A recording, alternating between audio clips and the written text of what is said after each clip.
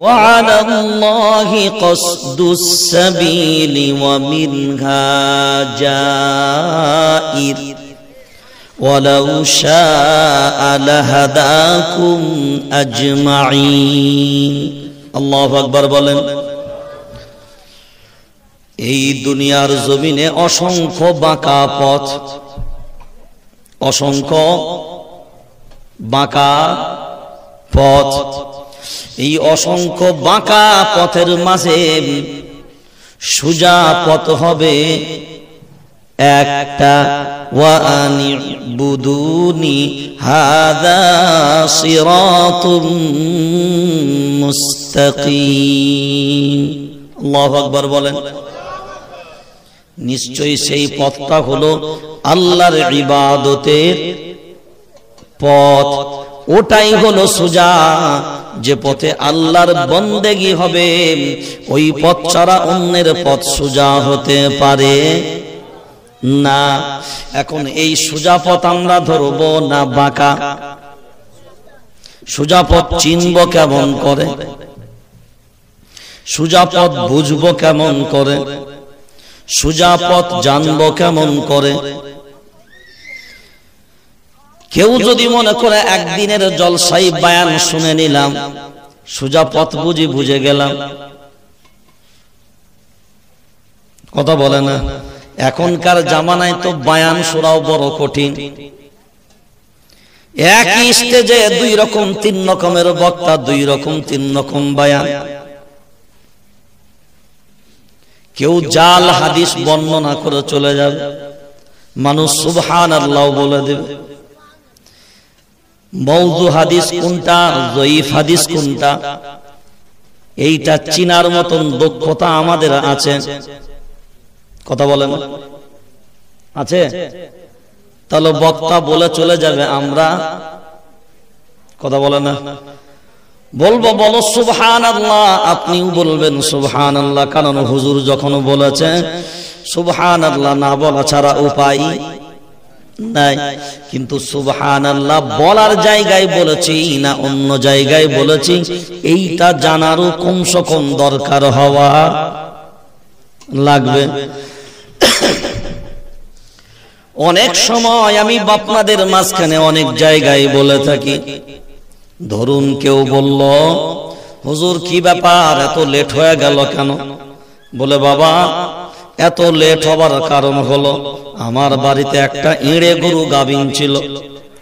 হঠাৎ করে যখন বাড়ি থেকে বার হচ্ছি তখন দেখলাম আমার বাড়ির এঁড়ে গরুটা বাছুর জন্ম দিয়েছে। ওই জন্যে বাবা একটু দেখভাল করতে দেরি হয়ে গেল, তাই একটু মজলিসে আসতে দেরি হলো। জোরে বলুন সুবহানাল্লাহ।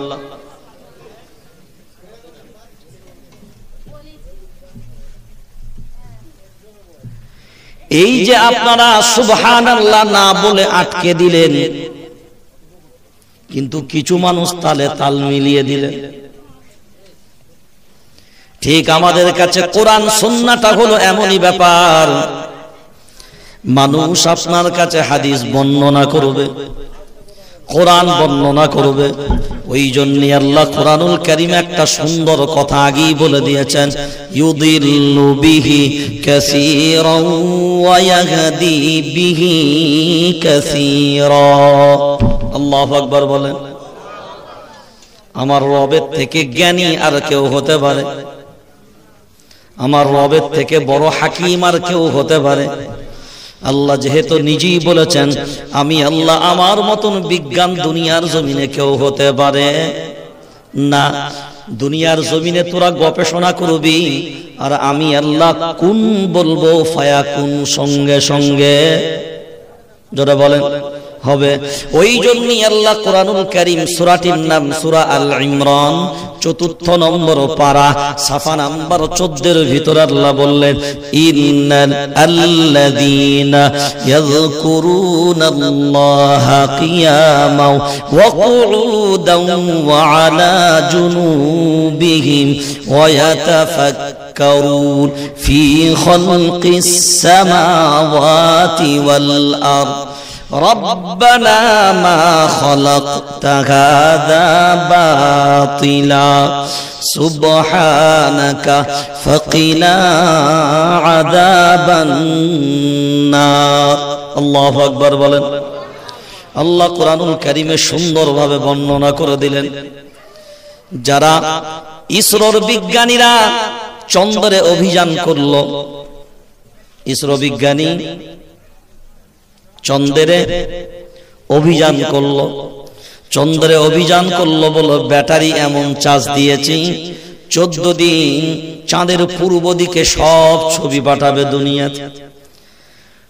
তারপরে যে 14 দিন সূর্য পড়বে না ওই দিকে, তখন ব্যাটারি আবার বসে যাবে। 14 দিন পর আবার চন্দ্রযান 3-র ঘুম আমরা ইসরোর বিজ্ঞানী ভাঙিয়ে দেব। ওই 14 দিন পর চন্দ্রযান 3 যখন ঘুমিয়ে গেল, বিজ্ঞানীরা অপেক্ষায় রইল 14 দিন পর আবার কখন সূর্য উদিত হবে। ওই সূর্য চন্দ্রকে আলো দেবে, তাপ দেবে, তারপরে ব্যাটারি চার্জ হবে। আবার 14 দিন পর আবার চন্দ্র অভিযান 3 জেগে উঠবে। আবার আমরা নতুন করে গবেষণা শুরু করব। ভারতের বর্তমান প্রধানমন্ত্রী সহ সব মনে মনে ভাবল কেরামতি কোন বুঝি ইসরো বিজ্ঞানীর যত না বেশি। এক শ্রেণীর মানুষ মনে করলো দেশের প্রধানমন্ত্রী তার থেকে বেশি। কি গো, বহু বড় বড় জায়গায় দেখবেন, বড় বড় জায়গায় বড় বড় ছবি, ওই বড় বড় ছবির মাঝে চন্দ্রযান 3 তাদের ছবিটাকে লাগিয়ে দিয়ে বড় বড় ছবি দিয়েছে, যেন চন্দ্রযান 3 এইটার যেন সব কিছুই বাহাদুরি ওনারই বটে। যে চন্দ্রযান 3 ইসরোর বিজ্ঞানীরা চন্দ্রে পাঠালো, ওই বিজ্ঞানীদের মাঝখানে আল্লাহর গোলাম যারা বলছে ভারতবর্ষে মুসলমান থাকবে না, যারা বলে এ দেশে রাখতে দেব না, এ দেশের মাটিতে থাকতে দেব না, ভোট অধিকার কেড়ে নেব, বিভিন্ন রকমের কলা কৌশলে এদেরকে দুনিয়ার জমিন ভারতবর্ষ থেকে শেষ করব। একবারের জন্য নয়, 1000 বার ভাবনা চিন্তা করে দেখেন, ওই ইসরো বিজ্ঞানীদের মাঝখানেও চন্দ্রযান 3 কে চাঁদে পাঠানোর পিছনে তোমাদের হাতের সাথে সাথেও 4 জন মুসলমান বিজ্ঞানীর হাত আছে। যতদিন চন্দ্রযান 3-র ইতিহাস দুনিয়ার জমিনে ভারতবর্ষে লিপিবদ্ধ হবে এবং লেখা থাকবে, ততদিন ওই 4 জন মুসলমানের নাম লিখতে হবে। পারমাণবিক ক্ষমতার সবকিছু মাল ম্যাটেরিয়াল যদি তুমি ভাবো, কোন ভারতবাসীর এখনো পর্যন্ত হিম্মত নাই, ইতিহাস ভুলে যাবে। আমাদের পূর্ব রাষ্ট্রপতি আবুল কালাম,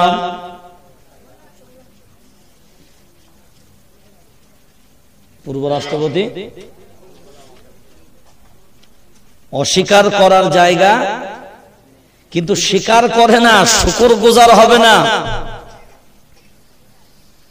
আমরা এগুলোকে খুব শিক্ষিত পণ্ডিত, মহাপণ্ডিত মনে করি, কিন্তু আল্লাহ যে কথাটা বলছেন আর আমি আপনাকে যেটা শোনাতে যাচ্ছি, আল্লাযীনা ইয়াযকুরুনাল্লাহ কিয়ামান ওয়া কুউদান ওয়া আলা জুনুবিহিম ওয়া ইয়াতাফাক্কারুন। আমি আল্লাহ বললাম, শুনে রেখে দাও, ওই ব্যক্তিগুলো প্রকৃত জ্ঞানী। যদি বলেন ওই ব্যক্তিগুলো প্রকৃত জ্ঞানী, যে ব্যক্তি দাঁড়ানো অবস্থাতেও আল্লাহর জিকির করে, মানে আল্লাহকে ভুলে না। দাঁড়ানো অবস্থায় আল্লাহকে ভুলে না, বসা অবস্থাতেও আল্লাহকে ভুলে না, শুয়া অবস্থায় আল্লাহকে ভুলে না। এর থেকে জ্ঞানী দুনিয়ার জমিনে আর কেউ হবে? জোরে বলে হবে না। আল্লাহ বললেন নিয়ামত কে দিয়েছে? জোরে বলেন। কারণ দুনিয়ার নাসার বিজ্ঞানী বলেন, ইসরো বিজ্ঞানী বলেন, আরো দুনিয়ার জমিনে যত বিজ্ঞানীরা আছে আল্লাহর গোলাম, এখনো পর্যন্ত কেউ দাবি করেনি যে চন্দ্র আমরা বানিয়েছি। করেছে? এ দাবিও কেউ করেনি যে সূর্য আমরা বানিয়েছি। কারণ আল্লাহ বললেন, শুনে রেখে দাও, আশ-শামসু ওয়াল কমারু বিহুসবান ওয়ান নাজমু ওয়াশ-শাজারু ইয়াসজুদান ওয়াস সামাআ রাফা'আহা ওয়া ওয়াদা'আল মিজান। এ চন্দ্র তোমাদের বানানো নয়, এ সূর্য তোমাদের বানানো নয়, আমি আল্লাহ সব সুন্দরভাবে সাজিয়েছি। ইন্না রাব্বাকুমুল্লাহুল্লাযী খালাকাস সামাওয়াতি ওয়াল আরদ ফি সিত্তাতি আইয়ামিন সুম্মা ইসতাওয়া আলাল আরশ। এই আসমান দেখো তোমরা, এই জমিন দেখো তোমরা, এই আসমান জমিন এর ভিতরে যা কিছু আছে আমি আল্লাহ আমার হাতের মুঠার ভিতরে। কার হাতের মুঠার ভিতরে? এখন আমার হাতের মুঠার ভিতরে যদি কিছু হয়, মুঠোটা যদি বন্ধ করে নি, সব শেষ। এখন বর্তমান দুনিয়ার শুধু নয়, এ আপনাদের গাজীপুর এলাকাবাসী পর্যন্ত মনে মনে ভাবছে, হাই ফিলিস্তিনের মুসলমানগণ হাজারে হাজারে কাতারে কাতারে শহীদ হচ্ছে, ইসরায়েলের অত্যাচার, আমেরিকার সহযোগিতার অত্যাচার, স্টিম রোলার একের পর এক চলে। একটা জিনিস প্রথম গাজীপুরবাসী জেনে রেখে দেন আল্লাহর গোলাম, কিয়ামত পর্যন্ত যদি ইসরায়েল এবং আমেরিকা শুধু নয়, তার 14 গোষ্ঠীও নয়, তার 32 গোষ্ঠীও যদি একত্রিত হয়, আর যদি মনে করে মসজিদুল আকসা দখল করে নেব, গাজাবাসীদেরকে ধ্বংস করে দিয়ে ফিলিস্তিন দখল করে নেব, কিয়ামত পর্যন্ত মুসলমানরা মসজিদুল আকসা পূর্বেও ছাড়েনি, কিয়ামত পর্যন্ত ছাড়তে পারবে না।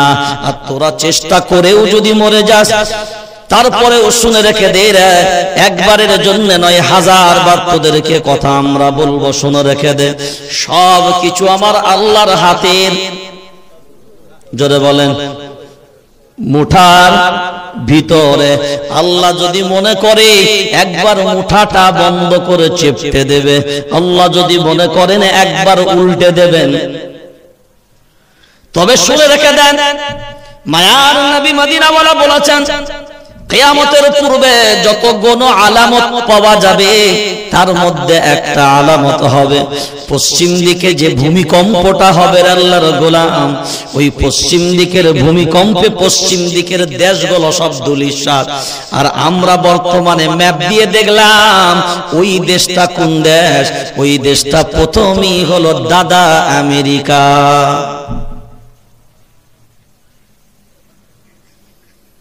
কারো হিম্মত নাই ঠেকানোর। يريدون أن يطفئوا نور الله بأفواههم والله متم نوره ولو كره الكافرون।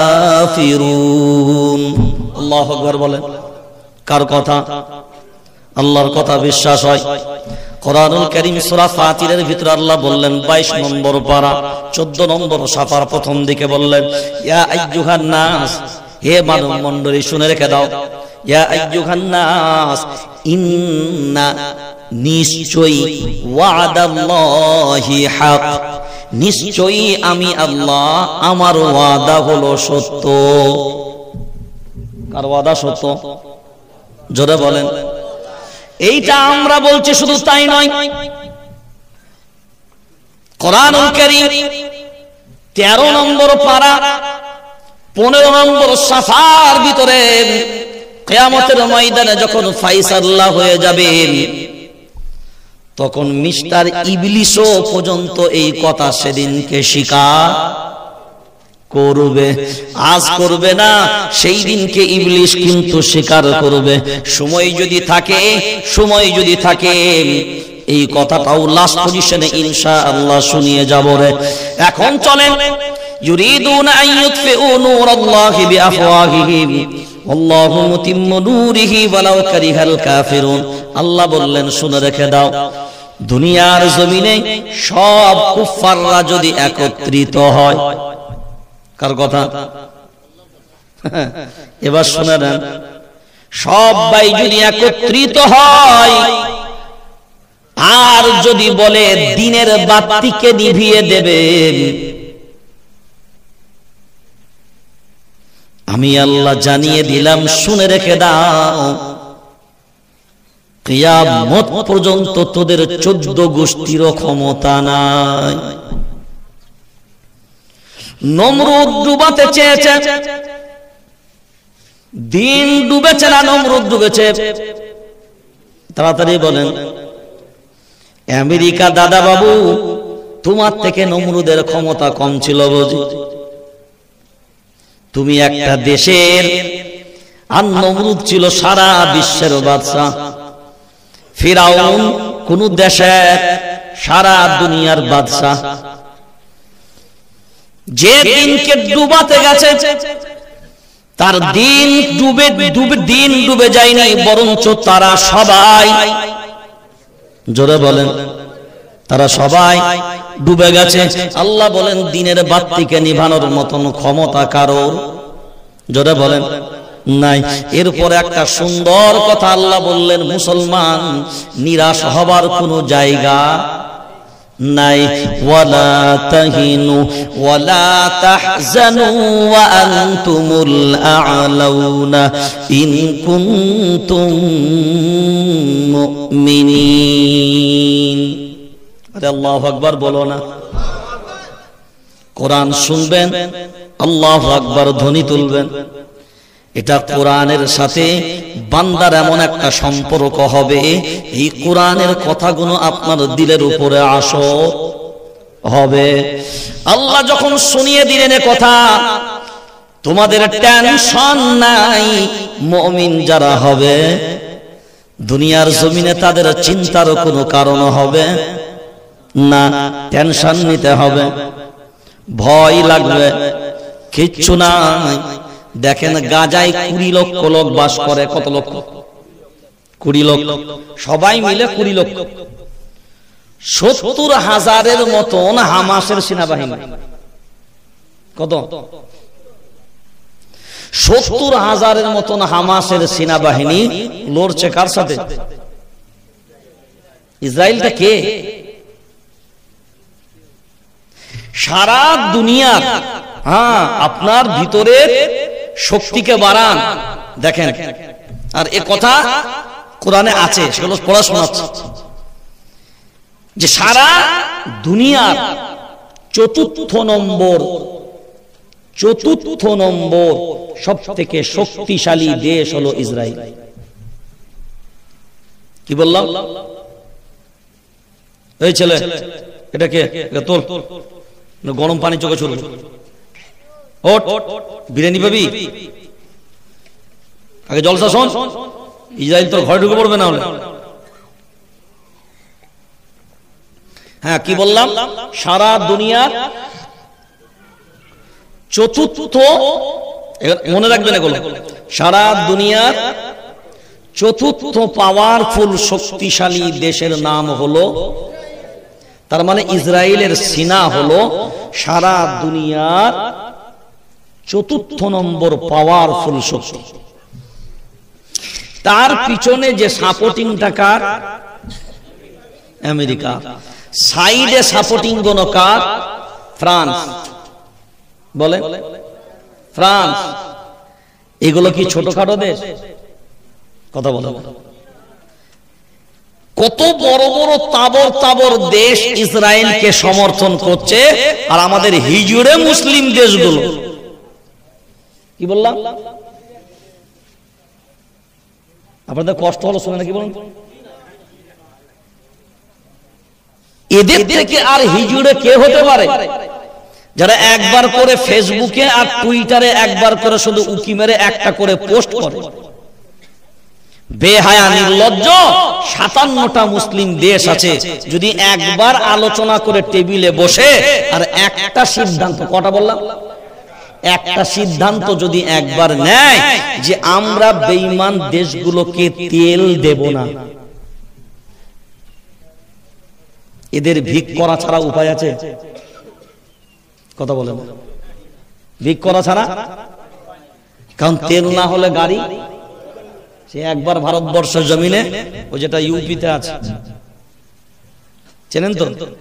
হ্যাঁ, বললো মুসলমান তাজমহল মুসলমান বানিয়েছে, ওই জন্য তাজমহলটা অছুত। তাজমহলটা বলে, তাজমহলটা অছুত বলে কেন?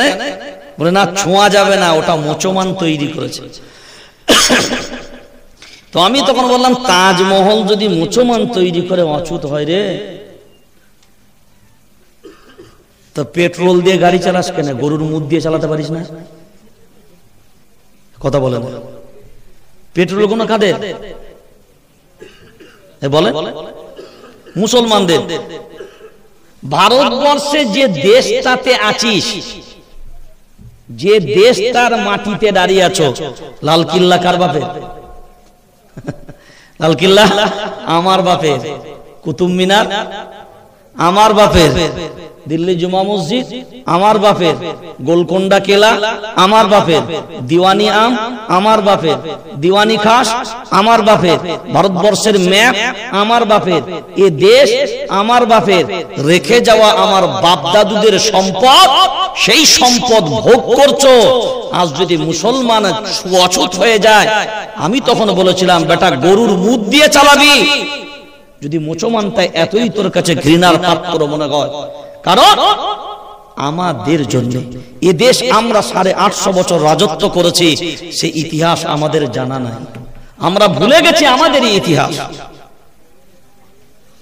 আজ আমাদের কি? আজ আমাদের লড়াই, আজ আমাদের শক্তি, আজ আমাদের সবকিছু মেহনত, আজ আমাদের সবকিছু পরিশ্রম কি? আজ মুসলমান নিজেকে মুসলমান বলতে ভুলে গেছে। রাগ করেন না, মানুষ নিজেকে মুসলমান পরিচয় থেকে দলের পরিচয়টা আগে মনে করে। কথা বলেন।